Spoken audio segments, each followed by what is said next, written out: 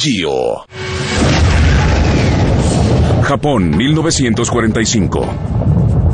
Una bomba demuestra el poder asombroso de la fisión nuclear. Ese mismo poder ahora se aprovecha para propósitos pacíficos, pero siempre continúa siendo potencialmente peligroso. 1979. Un accidente en 3 Mile Island, en Pensilvania, hace que miles huyan. 1986. Una explosión y una fusión total accidental en Chernóbil, en Ucrania, causa pánico en toda Europa. Se supone que las plantas nucleares alrededor del mundo se vuelven más seguras. Pero en 2011, la planta nuclear de Fukushima se sacude primero con un terremoto y luego con un tsunami masivo. Japón está a punto de entrar en otra pesadilla de radiación, mientras el mundo recuerda su pacto de doble filo con el átomo.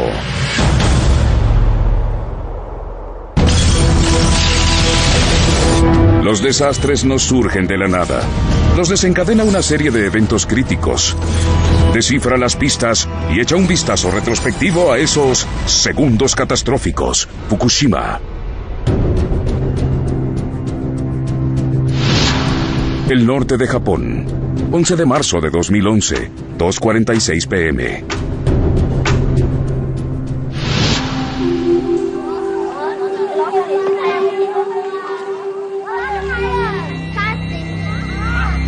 Eriko Horiuchi, maestra del jardín de niños, está en clase.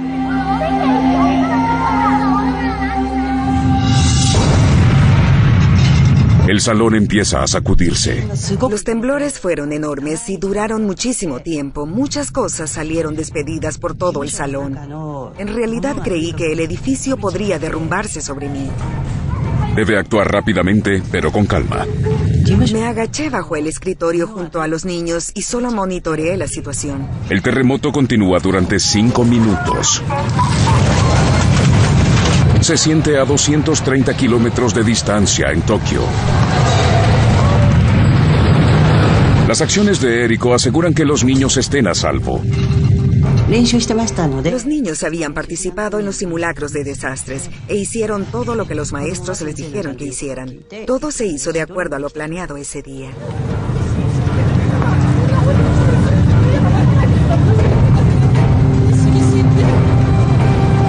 Los rascacielos se sacuden y los edificios se derrumban.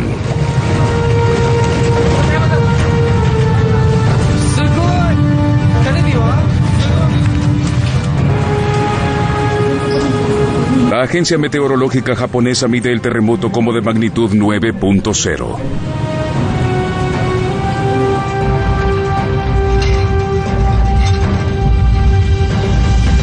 Es el terremoto más poderoso jamás registrado en Japón. Aunque el epicentro está a 130 kilómetros en mar abierto, las primeras fotografías de los noticieros muestran una devastación extendida a todo lo largo del norte del país. 2:53 p.m. 2:54 p.m. En el centro de Tokio, el experto en comunicaciones Kenichi Shimomura se apresura a llegar al centro de crisis subterráneo del primer ministro. El terremoto es tan fuerte que es claro que habrá un desastre humanitario grave. El gobierno convoca apresuradamente una reunión de emergencia. Debido a la enormidad del desastre, mi instinto dictaba que el gobierno central debía tomar su propia iniciativa para actuar, en lugar de esperar por los gobiernos locales.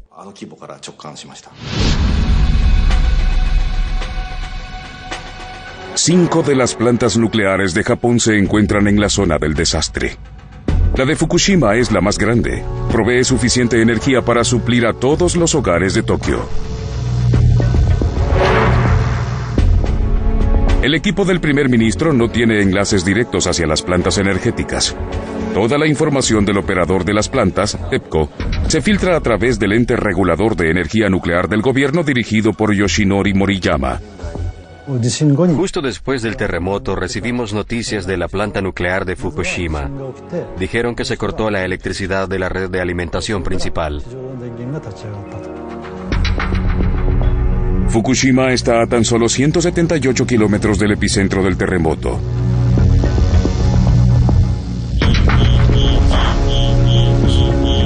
primera señal de un temblor, la planta entra en modo de Scrum. Inicia el proceso de un apagón controlado.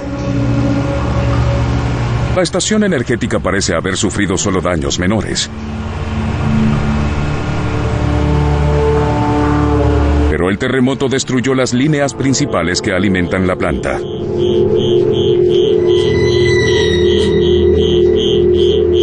Generadores eléctricos de emergencia se activan para que la planta pueda continuar con el apagón en forma segura. 2:55 p.m.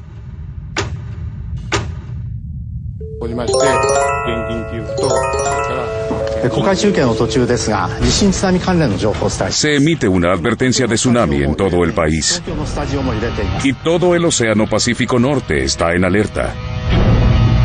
Incluso la estación eléctrica de Fukushima.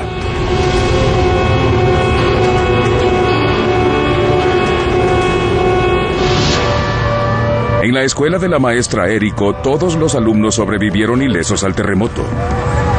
Los planes de emergencia dictan que todos deben evacuar.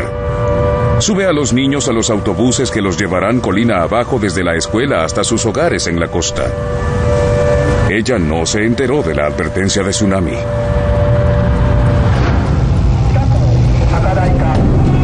En Fukushima también evacúan a los trabajadores. Un equipo principal, los 50 de Fukushima, se quedan para capear el tsunami. 3:26 p.m. 3:27 p.m. A todo lo largo de la costa japonesa, cámaras en tiempo real difunden las imágenes del tsunami mientras avanza hacia tierra.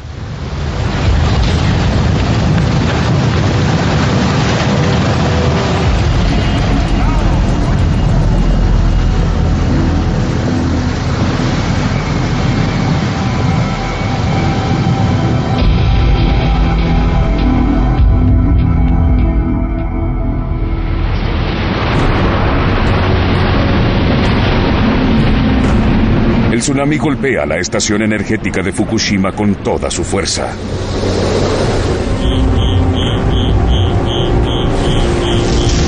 El sitio empieza a inundarse y casi toda la electricidad se corta. Los trabajadores, quienes evaluaban el daño en los sótanos, mueren instantáneamente. Los cuartos de control se sumen en la oscuridad. Los 50 de Fukushima presión o la temperatura. Y lo que es peor, los sistemas de enfriamiento fallan.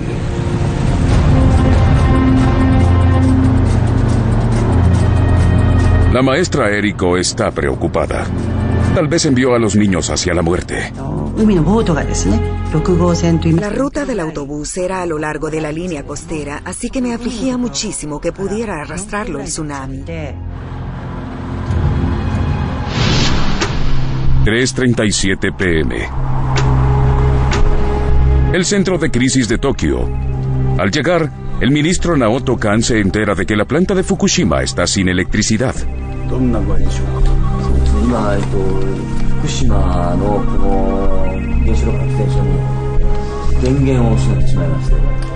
Llaman expertos en energía nuclear para informar al primer ministro. Incluso esos expertos no podían decidir qué debía hacerse, porque esto estaba totalmente más allá de lo que pudieran haber predicho.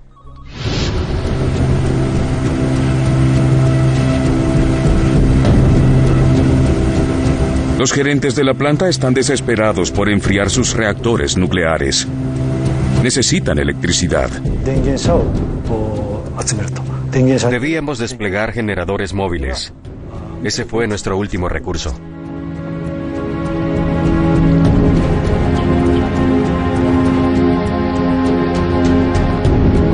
Las carreteras alrededor de la estación nuclear están gravemente dañadas. Transportar los generadores es casi imposible.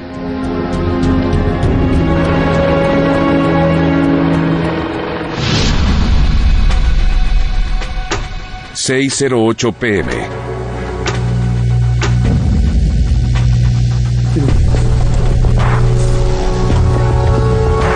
En el cuarto de control dañado del reactor número 1, los ingenieros intentan averiguar lo que ocurre dentro del reactor. Recurren al uso de paquetes de pilas y baterías de auto para impulsar sus instrumentos para tomar medidas vitales. Los niveles de radiación empiezan a aumentar. Los 50 de Fukushima visten trajes antirradiación y respiradores para protegerse.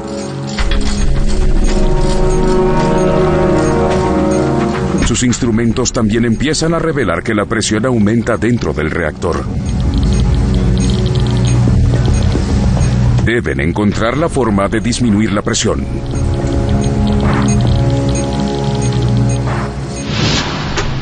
...7:03 p.m.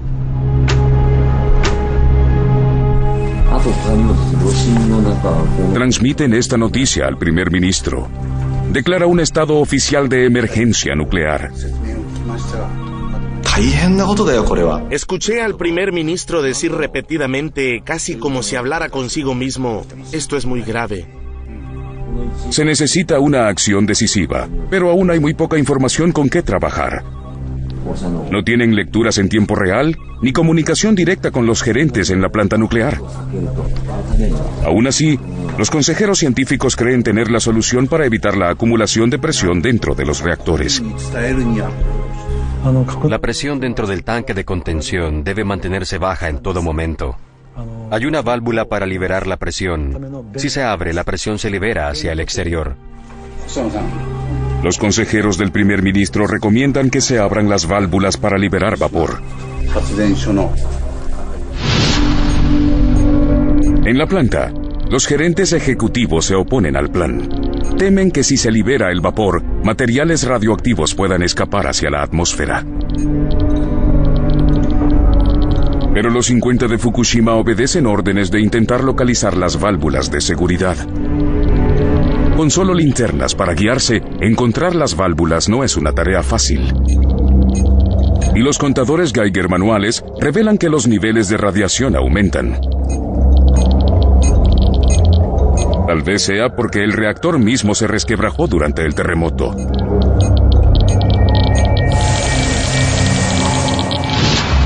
...8:59 p.m.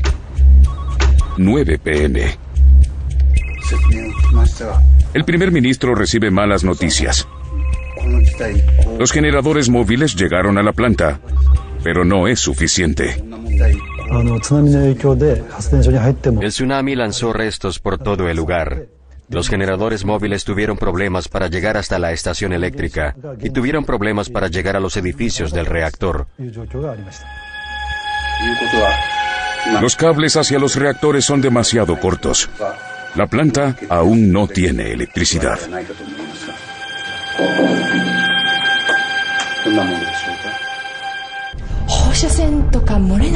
A 8 kilómetros de la planta de Fukushima, Eriko Horiuchi y su esposo se ponen nerviosos. Masayo solo me dijo Fukushima Daiichi. Había rumores de que la radiación escapaba y que la estación nuclear estaba en problemas. Empecé a sentirme angustiada. Las autoridades locales no confirman los reportes. Dominique, el esposo suizo de Eriko, descubre información a través de agencias noticiosas internacionales. Aún tenía contacto con la Internet. Empecé a leer periódicos extranjeros y eran un poco más explícitos respecto al desastre. Luego mi esposa me dijo que había rumores sobre un problema en la planta nuclear y entonces decidimos marcharnos por la mañana. Las carreteras estaban agrietadas, así que no sabíamos cómo saldríamos. Decidimos esperar hasta las 5 a.m. para marcharnos. Moverse por las carreteras dañadas en la oscuridad sería demasiado peligroso. Eriko y su familia deciden esperar hasta el amanecer.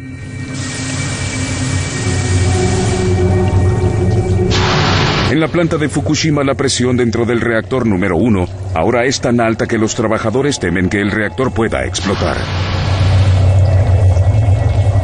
Pero aún no encontraron las válvulas de presión vitales.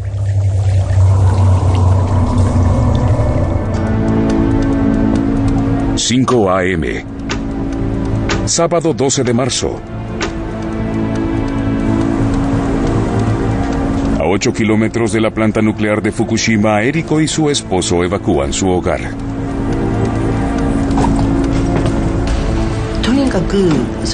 Decidimos alejarnos de la planta nuclear tanto como fuera posible. Salimos a las 5 a.m. y a las 6 a.m. hubo un aviso general que ordenaba la evacuación. Tan solo una hora después de que se marcharan, congestionamientos masivos obstruyen los caminos. Decenas de miles de residentes se dirigen hacia los centros de evacuación, mientras se esparce el temor ante la radiación.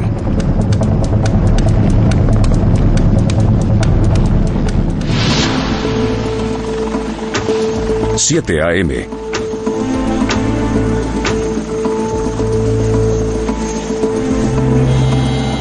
Frustrado por la comunicación escasa con la estación nuclear, el primer ministro la visita personalmente.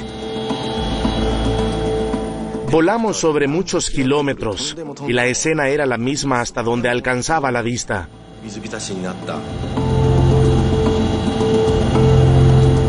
La tierra estaba cubierta por agua de mar y no podíamos distinguir dónde terminaba la tierra y dónde iniciaba el océano.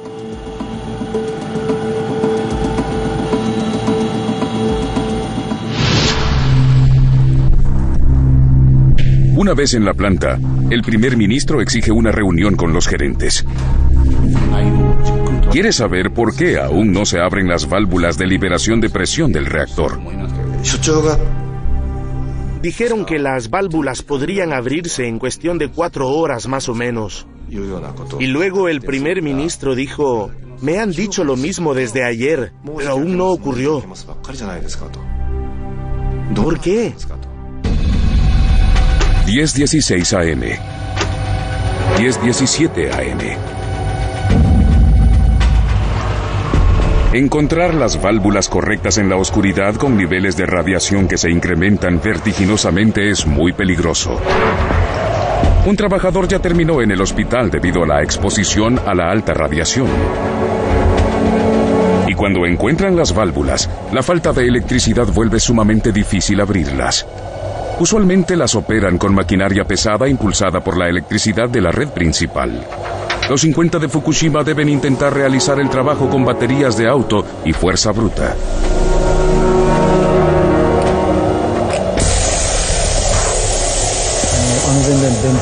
Las válvulas se abrieron y como resultado la presión dentro del reactor disminuyó. Los gerentes de la planta ahora creen que el reactor número 1 estará a salvo, hasta que logren conectar la electricidad de la red principal y empezar a enfriarlo de nuevo. Pero los niveles de radiación en el lugar suben. Los ingenieros esperan que sea debido a que recién liberaron vapor radioactivo mientras abrían las válvulas. Pero tal vez sea una señal de que el reactor de acero de 15 centímetros de grosor tenga una fisura. Y de que una fusión total del núcleo causó que el combustible escape del reactor mismo. El peligro está lejos de terminar. 3:36 p.m. Una réplica masiva sacude la planta. La estación nuclear reportó que sintieron un temblor enorme. Casi inmediatamente el edificio que contiene el reactor número 1 explota.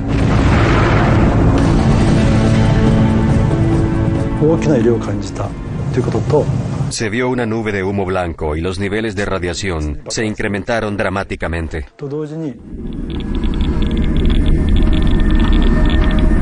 Los trabajadores detectan niveles de radiación 1000 veces más altos de lo usual en el reactor número 1.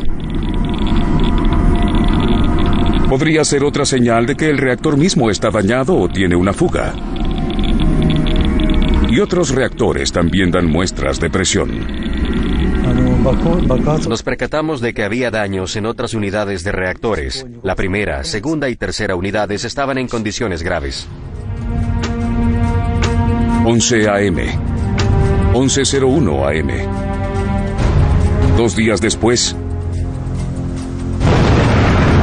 una explosión aún mayor hace estallar en pedazos el edificio que alberga el reactor número 3. La explosión es exactamente lo que el primer ministro temía. Experimenté un sentimiento de desesperanza. El primer ministro alzó la voz hacia los expertos y dijo: todos me aseguraron que no ocurriría ninguna explosión. ¿Por qué pasó? Teme que haya una dispersión fatal de la radiación. Es un temor compartido por el resto del mundo mientras sigue los eventos en vivo por la televisión. En cuestión de horas, los niveles de radiación en la planta empiezan a elevarse aún más. Los 50 de Fukushima aún no controlan los reactores. El primer ministro Kan se ve obligado a enfrentar algunas verdades duras en una transmisión televisiva en vivo.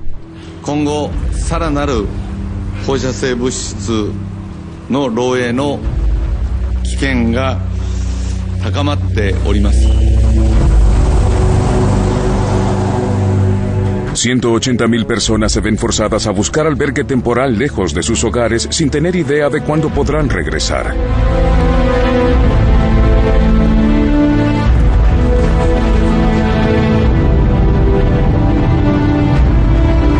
Eriko ahora está a 80 kilómetros de distancia de la planta nuclear, pero su temor es tal que quiere alejarse aún más. Decidimos viajar al extranjero, pero no había asientos disponibles en ningún vuelo. Queríamos intentar alejarnos lo más posible desde el aeropuerto de Fukushima, pero no había vuelos disponibles hacia ningún lado. Eriko y su familia se ven obligados a permanecer donde están y arriesgarse con la radiación. 6 a.m. Y justo al día siguiente, otra explosión causa un incendio masivo en el edificio del reactor 4. Después de la primera explosión, hicimos nuestro mejor esfuerzo para evitar las otras dos, pero desafortunadamente no pudimos hacer nada para evitarlas. Es un hecho.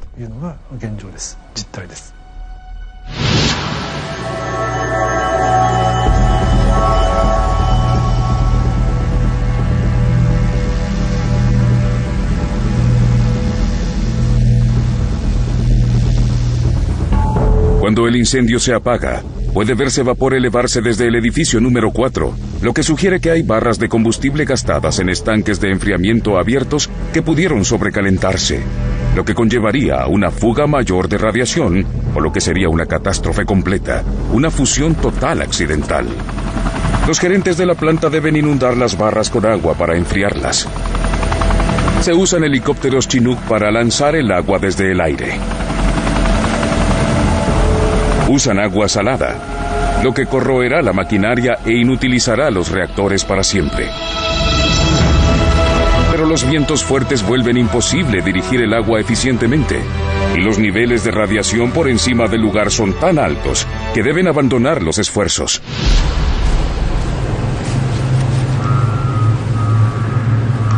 Solo el departamento de bomberos es capaz de inundar las barras de combustible con suficiente agua para hacer una...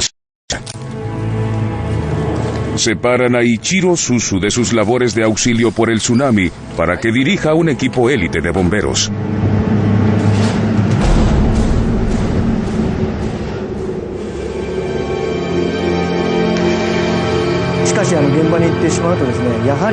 Cuando llegué a Fukushima, sentí que quería portarme a la altura de las expectativas del país.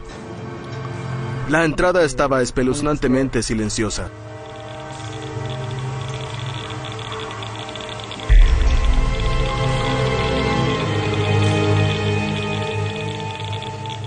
El interior de la planta energética de Fukushima en realidad parecía algo sacado de una película de monstruos. Suzu y su equipo enfrentan el peligro y durante días vierten agua sobre los estanques de combustible gastado del lugar. Viste 2 trajes antirradiación para protegerse de la precipitación radioactiva.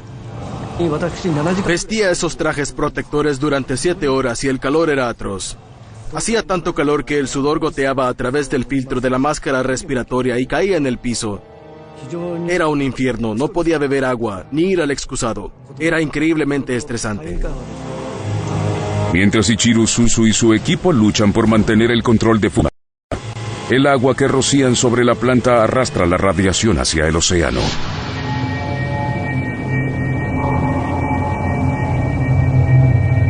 Y a 230 kilómetros de allí, en Tokio, empiezan a surgir los reportes de que las provisiones de agua potable tal vez se vean afectadas.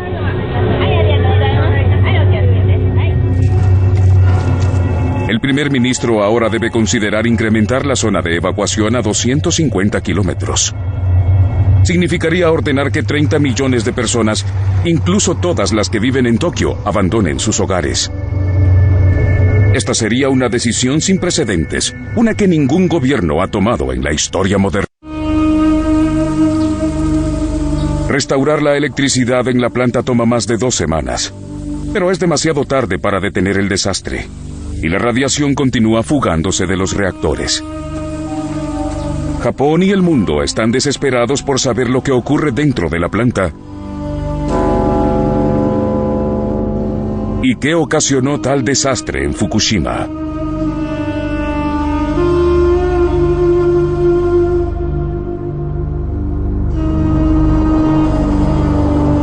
Días después del tsunami, las investigaciones oficiales están en proceso. El gobierno japonés invita al Organismo de Control de Energía Nuclear de las Naciones Unidas a visitar Japón.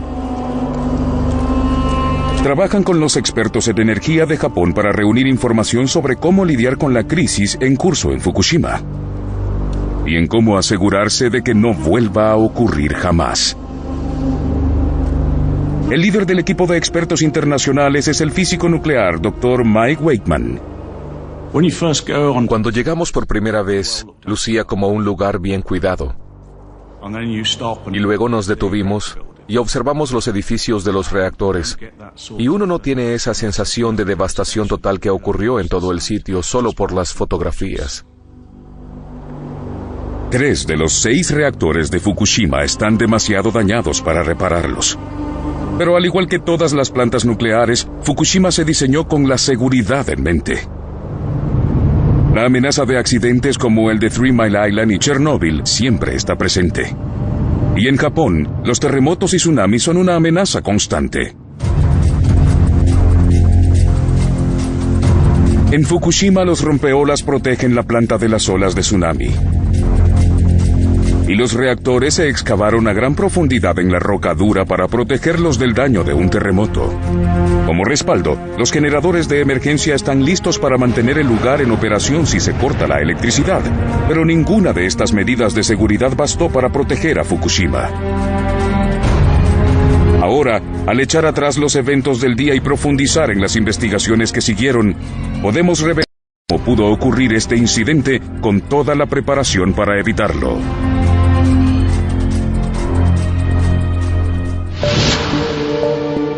Mike Wakeman examina las defensas de Fukushima para entender qué desató tal catástrofe. Encuentra algunas fallas vitales en el diseño original de la planta.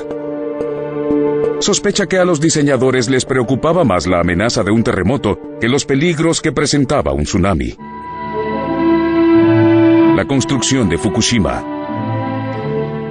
Cuando se construyeron los reactores 1 y 4 en la década de los 60, los ingenieros rebajaron 25 metros de la tierra donde se construyó el sitio.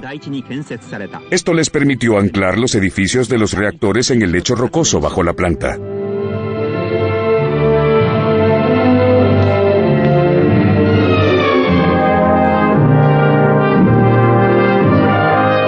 Eso evitaría que colapsaran durante un terremoto, pero dejó el lugar vulnerable ante los tsunamis. Para protegerlo contra la amenaza, se construyen rompeolas que rodean el lugar. Repelerían olas de casi 6 metros de alto. Pero la evidencia muestra que las olas del tsunami cubren con facilidad estos rompeolas.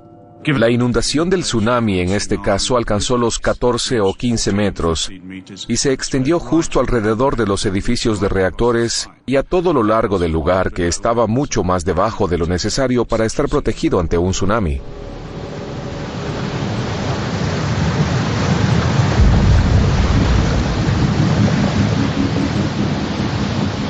Un trabajador registra el momento del impacto en video. Otro toma fotografías mientras las aguas inundan la planta en una sucesión de olas.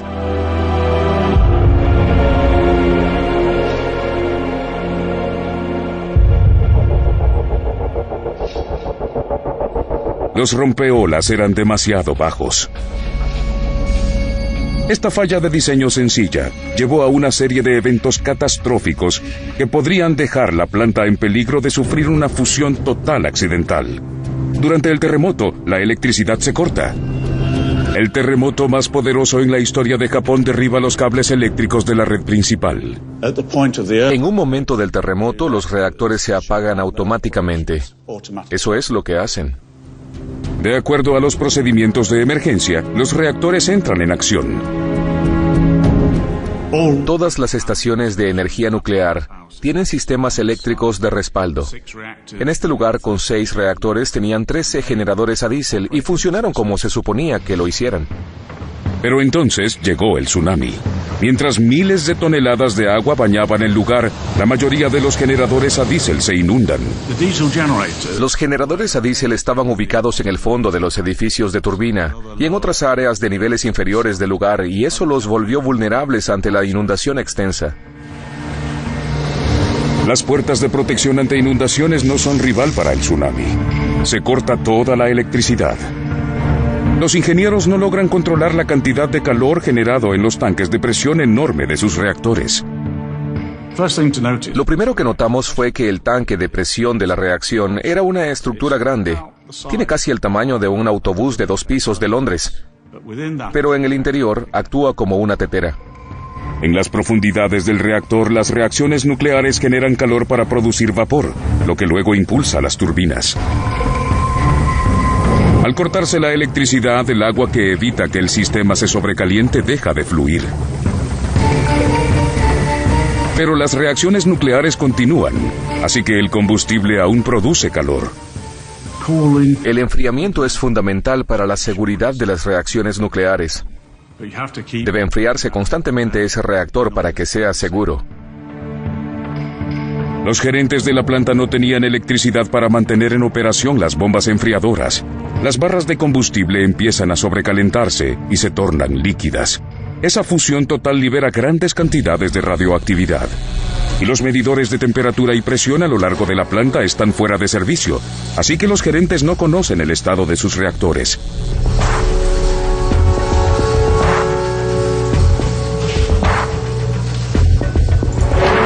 Deben improvisar una respuesta de emergencia. A pesar de que llegamos allí 10 semanas después, la cantidad de vehículos tirados por todo el lugar era enorme.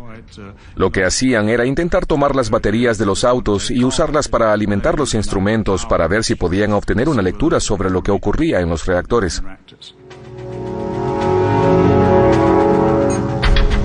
El uso de las baterías de auto les brinda a los ingenieros vistazos momentáneos sobre el estado de sus reactores.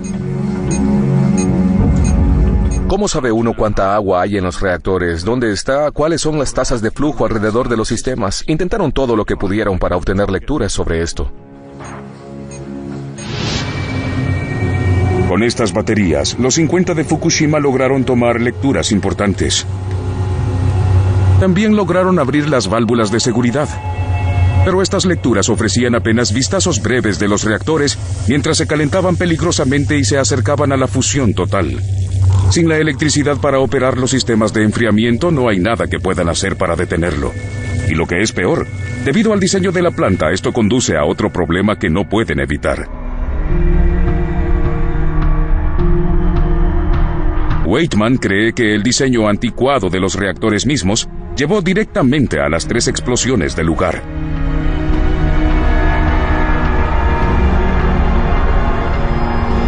Toneladas de combustible nuclear se encuentran dentro de las barras combustibles y usualmente se mantienen frías por medio de un flujo de agua. Una capa delgada de circonio, un metal raro, cubre las barras. Esto protege las barras del calor excesivo, pero permite que las reacciones nucleares continúen. Pero cuando la temperatura aumenta, el circonio se vuelve altamente radioactivo. Debido a que hay muchísimo circonio en el núcleo, si todo se sobrecalienta, entonces puede reaccionar agresivamente con el vapor y el agua para crear hidrógeno.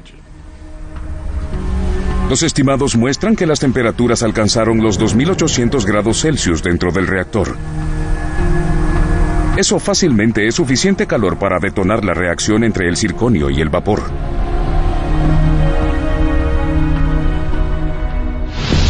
Mientras el hidrógeno altamente inflamable se acumula peligrosamente, los gerentes lo liberan hacia la estructura de concreto que rodea el reactor. Material radioactivo de los depósitos de combustible también se escapa. Desde allí, se libera lentamente hacia afuera a través de válvulas de seguridad. Pero no todo el hidrógeno sale al aire libre. Grandes cantidades escapan hacia los rincones más altos del edificio. Los de Fukushima no pueden evitar que el gas se encienda. Habría equipos dañados allí. Solo se necesita una cantidad pequeña de energía para encenderlo.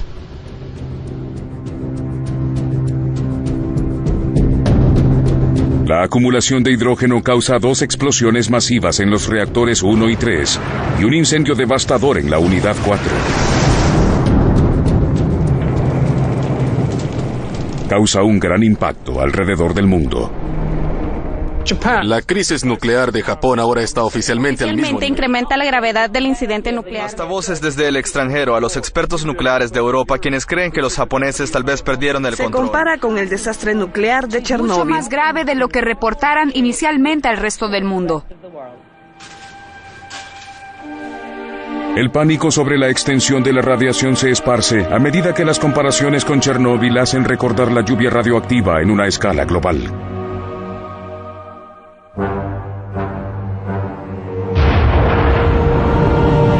En Chernóbil, 8 toneladas de combustible nuclear se lanzaron hacia la atmósfera de la Tierra cuando el reactor explotó.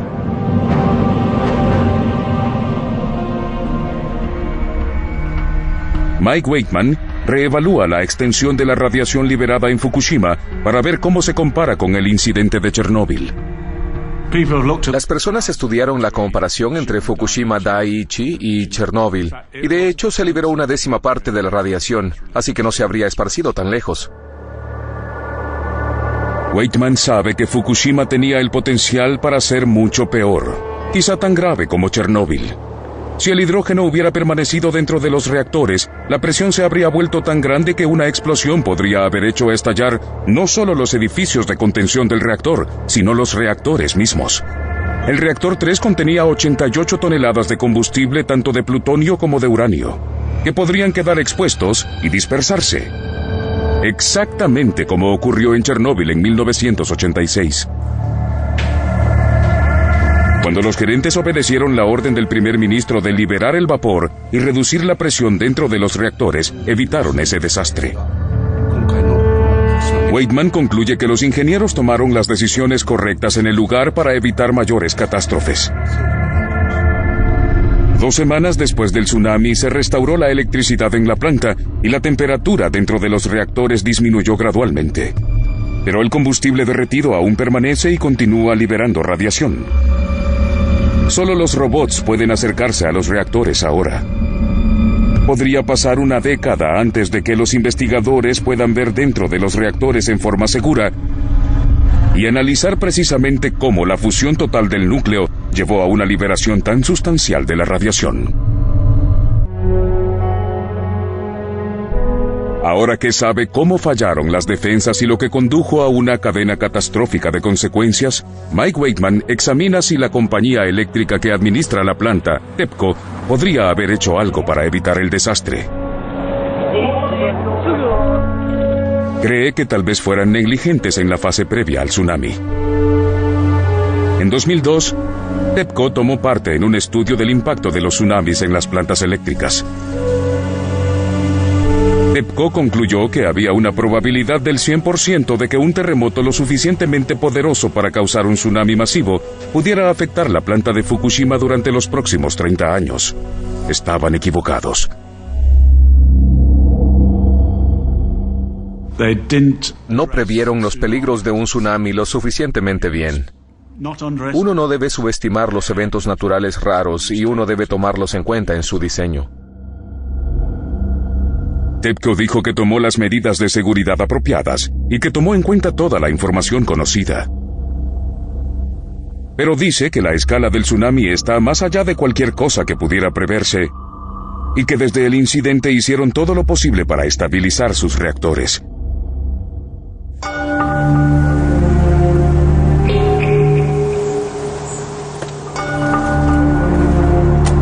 Después del desastre, El impacto de la forma en que se manejó se extiende por todos lados. Los residentes como Érico creen que la información que les dieron sobre los peligros potenciales causados por las explosiones fue demasiado poca y llegó demasiado tarde. Culpan tanto a la compañía eléctrica TEPCO como al gobierno. No había ninguna información sobre la radiación. La única información que nos daban era sobre la expansión de la zona de evacuación. El gobierno mismo luchó para asegurar la difusión de la información. El primer ministro personalmente estaba decidido con ser abierto, pero dependía de sus consejeros. Inmediatamente después del incidente, el primer ministro preguntó a los expertos: ¿qué creen que ocurrirá a continuación en Fukushima? Ninguno de los expertos puede dar respuestas claras. Lo único que le dicen con confianza al primer ministro es que una explosión de hidrógeno no ocurrirá debido a su diseño. Pensamos, si no podemos creer en lo que ellos dicen, ¿en qué podemos creer en realidad?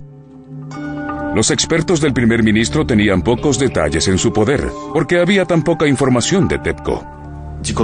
¿Qué sabían en realidad las personas vinculadas íntimamente a la planta nuclear de Fukushima como TEPCO? ¿Y compartían todo lo que sabían con el gobierno? El primer ministro Naoto Kan se encontró atrapado en eventos que iban más allá de su control. 5 meses después del tsunami se vio obligado a renunciar. El desastre de Fukushima parece no terminar.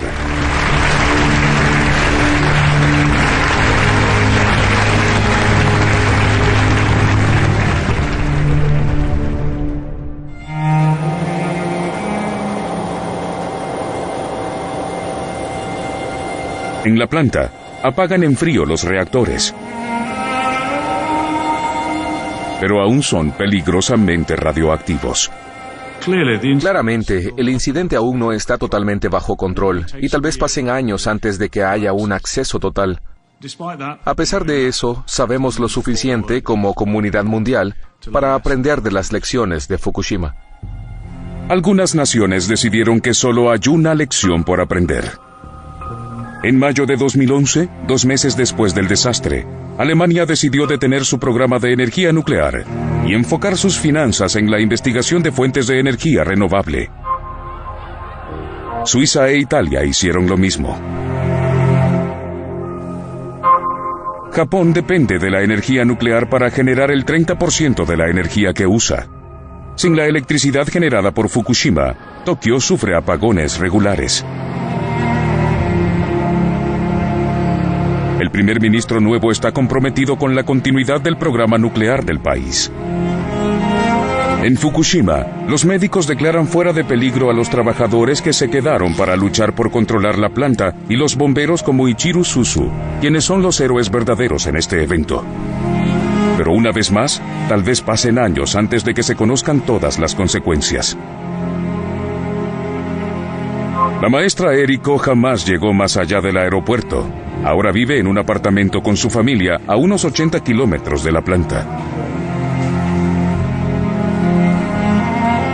El tsunami no alcanzó el autobús que llevó a casa a sus niños de su clase del jardín de infantes. Todos los niños sobrevivieron. En el área alrededor de Fukushima, los efectos del desastre permanecerán durante muchos años por venir. Aún se mantiene una zona de exclusión de 20 kilómetros alrededor de la planta. Todas las granjas están abandonadas. 4 centímetros de capa vegetal radioactiva deben retirarse de todas las parcelas de tierra fértil. Hasta entonces, no pueden volver a cultivarse. Podrían pasar 10 años antes de que las 100.000 personas en los centros de evacuación a lo largo de la región puedan regresar a sus hogares. Esperanza. Sanemos a Japón.